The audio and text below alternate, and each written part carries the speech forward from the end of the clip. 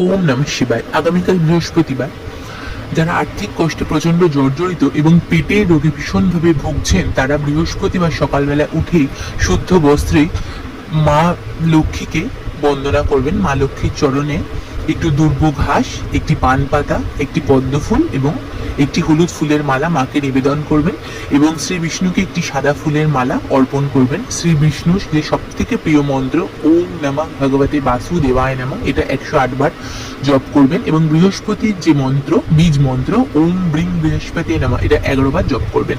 একটি হলুদ রঙের সুতো নিয়ে মেয়েরা হলে বাঁ হাতে, ছেলে হলে ডান হাতে 11 বার ঘুরিয়ে পরে নেবেন। একটু কাঁচি হলুদ খেয়ে নেবেন। পারলে হলুদ রঙের বস্ত্র পরিধান করবেন এবং গরিব মানুষদের হলুদ কিছু দান করবেন সামর্থ্য অনুযায়ী।